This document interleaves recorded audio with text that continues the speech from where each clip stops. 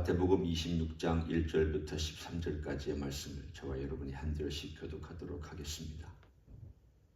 예수께서 이 말씀을 다 마치시고 제자들에게 이르시되 너희가 아는 바와 같이 이틀이 지나면 유월절이라 인자가 십자가에 못 박히기 위하여 팔리라 하시더라.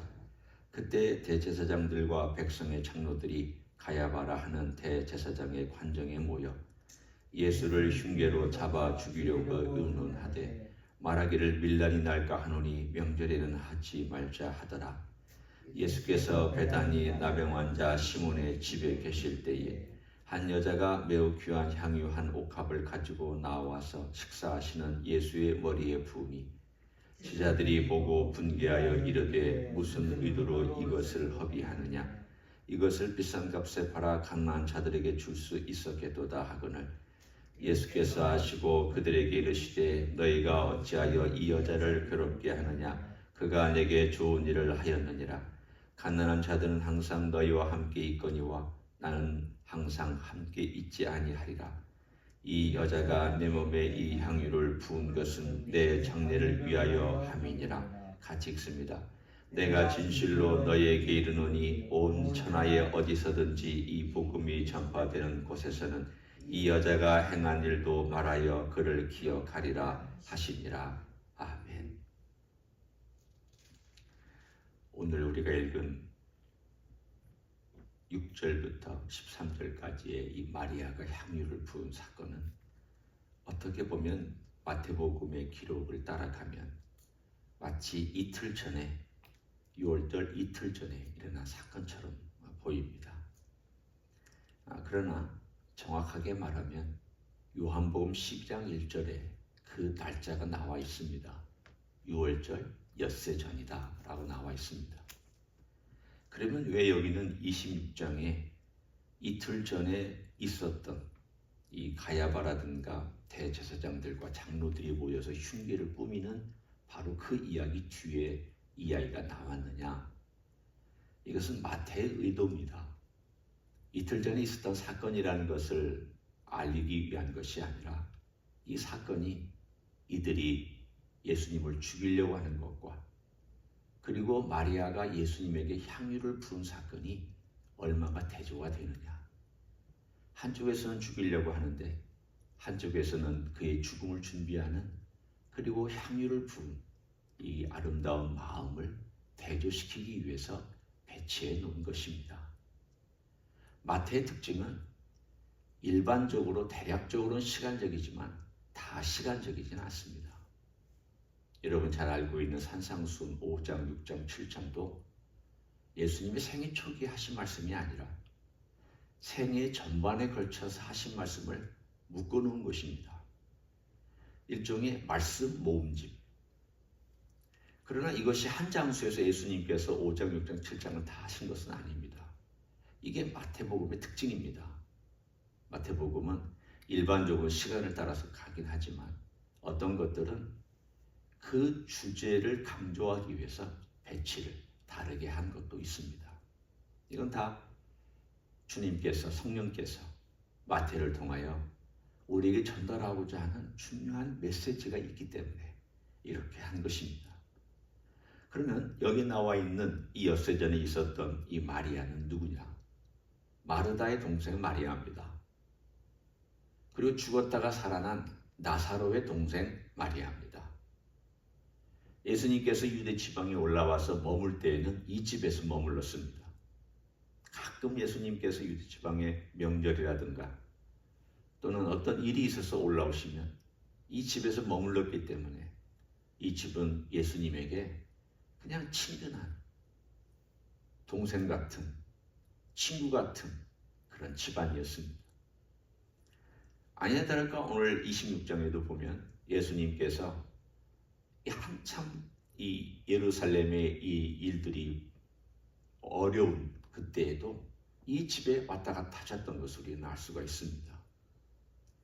이 날은 우리가 날짜로 따져보면 대략 한 안식일 전날이나 안식일쯤 해당되는 바로 그 날에 예수님께서 오늘 여기에 시몬의 집에서 모여있다 라고 되어 있습니다.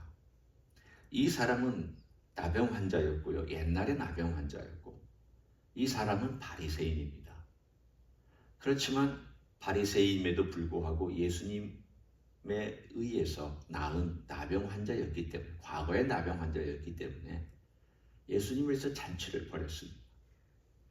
그러니까 가장 가까이 살고 있었던 나사로, 마리아, 마르다 다 이 잔치에 참여를 했습니다. 그런데 이 잔치를 하는 가운데, 식사를 하는 가운데 보통은 이렇게 비스듬히 몸을 기대고 먹지 않습니까? 왼손으로는 이렇게 기대고 팔 한꿈치는 낮은 식탁에다 기대고 오른손으로 먹는 이러한 식탁에 있을 때 한 여인이 왔습니다. 마리아입니다. 마리아가 옥합을 깨뜨려서 무릎을 꿇고 예수님의 머리에 아마 이렇게 부었을 것입니다. 왜냐하면 높이로 봐서는 무릎을 꿇고 붓는 게 맞습니다. 서서 부으면 이렇게 비스듬히 있는 그 몸에 너무 거리가 떨어지기 때문에 아마도 무릎을 꿇고 그리고 조용한 마음으로 예수님의 머리에 향유를 부었더니 그 향유가 머리를 타고 흘러내려와서 발까지 왔고, 그리고 나서는 요한복음에 의하면 자기의 머리털로 예수님의 발을 닦아드리는 이러한 참 특이하고 기이한 행적을 나타내 보였습니다. 이 옥합은 우리가 잘 알고 있는 것처럼 순전한 나드 한 근, 약 300데나리온 정도 나간다라고 말하고 있습니다. 여기엔 나오지 않지만 요한복음에 나온 것을 근거로 제가 말씀을 드립니다. 그럼 얼마만한 값어치가 있느냐? 장정이 300일 동안 일한 값어치니까 요즘으로 따지면 요즘에 미니멈 웨이지를 따져서 생각한다면 4, 5만 불 정도짜리의 향유입니다. 여러분 같으면 4, 5만 불짜리 향유를 언제 부으시겠습니까? 일생에 단 한 번, 제일 중요할 때 결혼식에 쓸 겁니다. 아마 신부라면 신랑을 쓸 것입니다. 그 당시의 풍습도 그랬습니다. 이 순전한 나드 한 거는 마리아가 시집갈 때 쓰기 위해서 준비해 놓은, 아마도 아버지가 마리아를 위해서 준비해 놓은 그것을 그는 깨트렸습니다. 그 당시에 한번 깨트리면 다 써야 됩니다. 왜냐하면 지금같이 이렇게 이런 용기가 발달되어 있는 것이 아니기 때문에. 그래서 다 부어서 오늘 본문에 있는 것처럼 300데나리온에 해당되는 모든 것들을 다 부어서 써버렸더니 그 중에 제자들이 화를 냈습니다.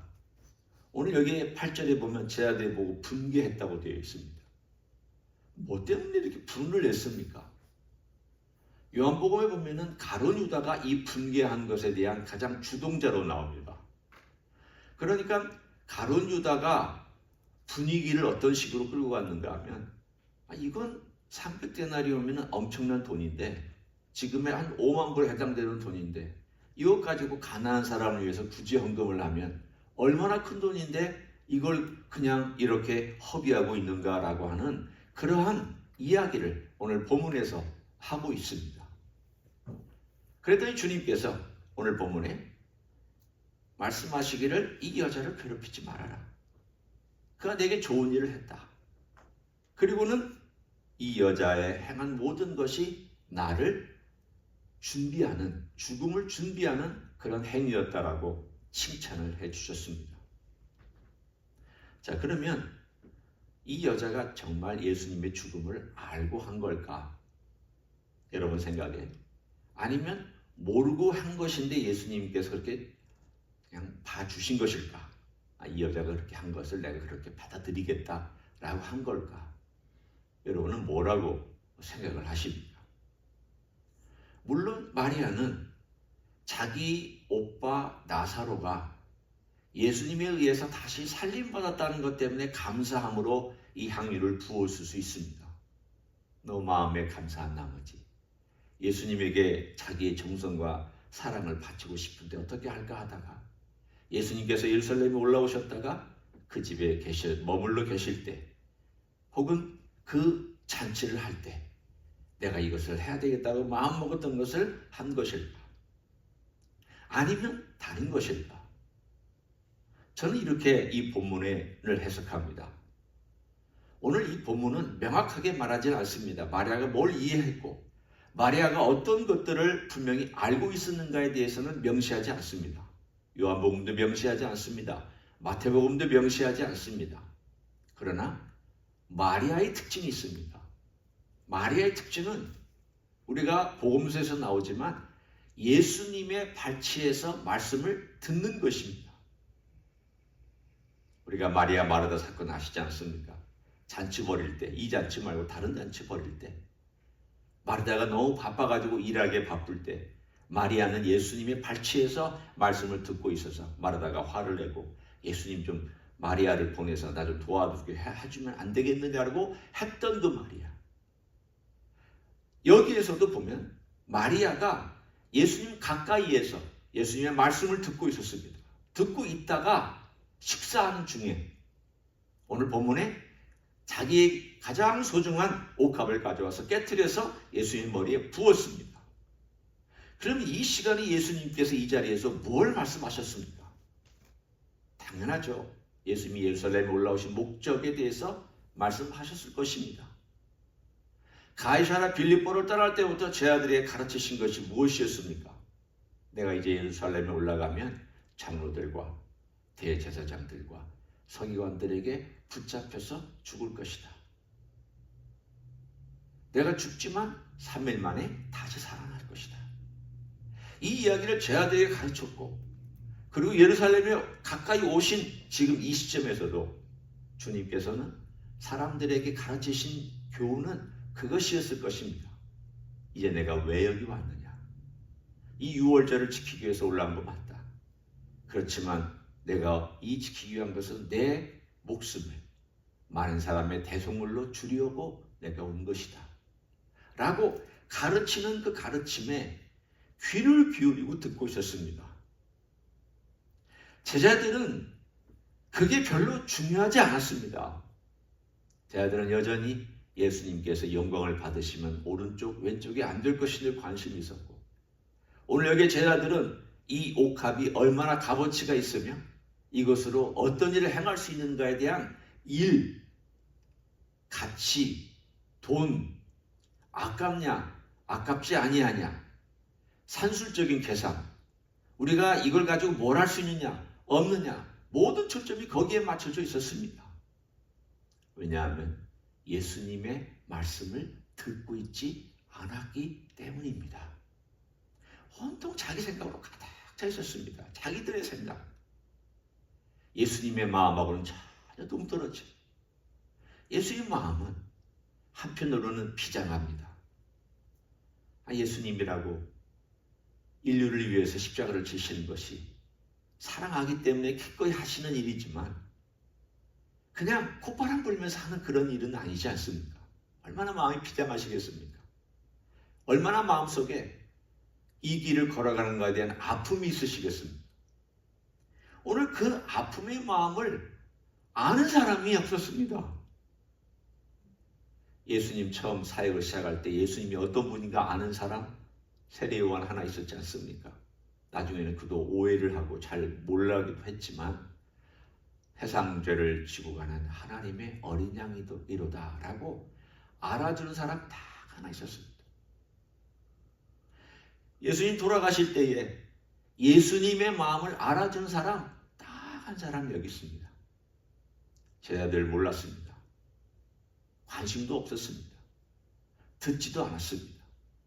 그런데 마리아는 예수님께서 하시는 이 말씀을 듣고 그 마음에 아픔, 공감하는 마음, 그리고 예수님 그분이 이 일을 행하신다는 것에 대해서 미래를 다 알지도 못하고 어떤 일이 일어날지 다 모르지만 만약 그렇게 된다라면 그 얼마나 힘든 일일까, 아픈 일일까. 저는 가끔 성경을 볼 때마다 이런 믿음을 가진 사람들이 참 신기합니다. 예수님의 생애 초기에 만났던 로마 사람 백부장의 믿음. 예수님 오실 필요 없습니다. 말씀만 하시면 됩니다. 저도 제 수하에 사람이 있고 제 유에도 상관이 있어서 명령 한마디면 다 그대로 합니다. 이루어집니다. 하나님의 아들이시고 메시아인 당신께서 말씀하시면 됩니다. 너무 신기하잖아요. 이방인이 이런 믿음을 갖고 있다는 것이. 수로보니게 여인, 예수님께서 저 멀리 지금의 전쟁이 일어날 위기가 있는 레바논에 가셨을 때 귀신 들린 딸 때문에 예수님 앞에 찾아와서 예수님 식사하시는데 엎드려서 딸을 좀 구해달라고 간절히 요청할 때 나는 하나님의 백성, 이스라엘 백성에게 보내받아 왔지 너희들을 위해서 온 거 아니다라고 아주 쌀쌀맞은 표정처럼 그렇게 말씀하셨을 때에 이 여인이 말하기를 맞습니다. 그렇지만 상 아래에 있는 개들도 떨어지는 부스러기를 먹습니다. 네 믿음이 크다. 네가 믿는 대로 되라. 그 딸이 귀신이 나가는 기적을 경험했습니다. 예수님 무슨 축사하신 것도 아닙니다. 귀신을 내보내기 위해서 무슨 행동하신 것도 아니고 그냥 말씀 한마디 다 했는데 이 모든 것들 말씀을 귀담아 들었던 사람들입니다. 백부장 귀담아 들어서 예수님 이런 분이니까 할 수 있다. 수로보니게 여인 말씀을 듣고 이분은 하실 수 있다. 말씀만 하시면 된다. 오늘 이 여인 마리아, 예수의 말씀을 귀담아 듣고 있는 사람, 그리고 예수님의 말씀을 늘 들었기 때문에 예수님의 마음에 공감하고 예수님의 마음에 가까이 가 있었던 여인. 그러니까 예수님의 그 마음을 알기 때문에 예수님의 그 마음을 따라서 비장한 마음, 슬픈 마음, 그리고 이 길을 걸어가야 되는 그 마음이 그 안에 느껴졌을 때에 내가 뭐라도 해야 되지 않을까? 이런 예수님을 위해서 내가 뭐라도 해야 되지 않을까? 그래서 그 뭐라도 해야 된다라고 하는 그 마음 속에 자기의 최선을 부어서 예수님께 자신의 헌신을 알렸던 이 사건. 저는 그래서 이렇게 해석합니다. 이 여인은 예수님의 죽음의 의미를 다 몰랐을지라도 예수님께서 죽음에 대해서 말씀하셨을 때 귀담아 들었던 여인이다. 그리고 예수님의 아픈 마음을 공감했던 여인이다. 그래서 이런 행동이 나올 수 있었다. 예수님은 그래서 13절에 우리가 상상하지 못할 칭찬을 해주셨습니다. 내가 진실로 너에게 이르노니 온 천하에 어디서든지 이 복음이 전파되는 곳에서는 이 여자가 행한 일도 말하여 그를 기억하리라 하시니라. 우리 크리스찬들이 다 기억하고 복음이 전파되는 모든 곳에서 기억한다면 하늘에서는 얼마나 더 잘 기억하시겠습니까? 얼마나 그것이 하늘에서는 이 여인에 있어서 커다란 자랑거리요, 커다란 영광이요, 커다란 상급이요, 얼마나 빛나는 일이겠습니까? 이 땅에서도 기억하는데 하늘에서는 얼마나 이 일이 귀하게 칭찬받는 일이 되고 있겠습니까? 저는 이 여인은 지금도 이것 때문에 칭찬받고 있을 것이라고 그렇게 생각합니다. 오늘 우리는 이 사건을 통해서 어떻게 살아야 됩니까? 둘 중에 하나입니다. 제자들이 되든지 아니면 마리아가 되든지. 제자들이 되는 것은 예수님의 말씀에 귀를 별로 기울이지 않고 내가 듣고 싶은 것만 듣고 내가 하고 싶은 대로만 하는, 이게 제자들입니다. 한쪽이죠. 그러나 반대로 예수님의 말씀에 귀를 기울이고 듣고 거기에 마음을 쏟고 예수님의 마음과 일치된 삶을 사는, 예수님의 마음과 정말 공감하는, 예수님이 슬퍼할 때 슬퍼하고 예수님이 기뻐할 때 기뻐하고 예수님께서 즐거워할 때 즐거워하고 예수님께서 아파할 때 아파할 수 있는 마음을 가진 사람. 예수님이 얼마나 기뻤을까요? 자신의 말을 이렇게 귀담아 듣는 이 여인 때문에 얼마나 예수님의 마음이 행복했을까요? 그걸 한번 생각해 보십시오. 수많은 사람이 있지만 자기 말을 못 알아듣는데 그 중에 한 사람이 잘 알아듣고 있다면 그 한 사람 때문에 말씀을 전하고 있는 사람은 너무 행복할 것입니다. 선생님의 마음이 그렇습니다. 제 아들이 30명, 40명 있다 해도 말귀를 못 알아들으면 답답합니다.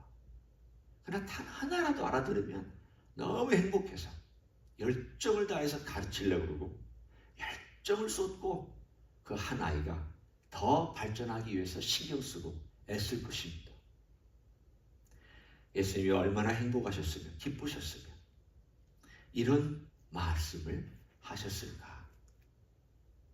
그걸 생각하니까 예수님이 참 힘들고 어려우셨지만, 외롭게 이 예루살렘을 향하여 올라오셨지만, 새 아들 데리고 갈 때는 속으로는 아유 우리 답답한 친구들아 하고 올라오셨지만, 마리아 같은 사람을 만났을 때에는 참 마음이 기쁘셨겠다. 그걸 한번 생각하시고 우리의 생애도 예수님을 기쁘게 하는 게 뭘까? 일 잘하는 거 아닙니다. 똑똑한 것도 아닙니다. 세상에서 업적 많이 세우는 것도 아닙니다. 훌륭한 사람이 되는 것도 아닙니다. 그건 두 번째고요. 첫 번째는 뭐냐? 오늘 마리아처럼 예수님에게 귀를 기울인다는 것은 그냥 듣는 척 하는 게 아니라 마음을 전심으로 듣고 전심으로 받아서 그걸 같이 느끼고 살아가는 그 사람을 우리 예수님은 가장 기뻐하는 제자로 여길 줄 믿습니다. 이런 분들이 되시기를 예수님의 이름으로 간절히 축원합니다. 기도하겠습니다. 예수님께서 돌아가시기 엿새 전에 잔치를 벌일 때에 마리아가 다가와서 조용히 무릎 꿇고 비스듬히 누워 계시는, 식사하시는 예수님의 머리에 300데나리온이나 되는 비싼 향유를 부었습니다. 그 향유가 예수님의 몸을 타고 흘러내려가서 발까지 내려갔고, 그래서 마리아는 자신의 머리카락으로 예수님의 발을 닦아드렸던 이 위대한 행적, 귀한 행적을 우리가 함께 읽고 잠깐 묵상하였습니다. 주님, 남자들의 눈에는, 제자들의 눈에는 기이하고 특이하고 어떤 사람은 볼상사납고 분노하는 행위였을지 몰라도 예수님의 마음에는 기뻐하였고 예수님은 칭찬하셨고 예수님은 아름답게 받아주신 것을 우리가 믿고 감사를 드립니다. 마리아는 예수님의 말씀을 들었기 때문입니다. 예수님의 마음과 공감할 수 있었기 때문입니다. 예수님을 사랑했기 때문입니다. 사랑을 받은 자가 사랑하는 것이 당연하고 사랑을 경험한 자가 사랑을 표현한 것이 당연한 줄 압니다. 그렇게 사랑할 줄 알았던 마리아처럼 우리도 사랑을 받았으면 사랑을 표현하며 살 수 있는 하나님의 종들이 되게 하여 주시옵소서. 이제는 우리 구주 예수 그리스도의 은혜와 하나님 아버지의 극진하신 사랑과 성령 하나님 교통하심의 역사가 오늘도 사랑받은 자로서 사랑을 표현하며 그 사랑을 우리가 날마다 예수님을 향한 사랑, 형제를 향한 사랑, 그 사랑 가지고 살기를 소원하는 이 자리에 참여한 모든 종들 위에와 주임제 히스교회 위에와 이민교회들과 한국교회들과 선교사님들 위에 이제로부터 영원히 함께 하실지어다. 아멘.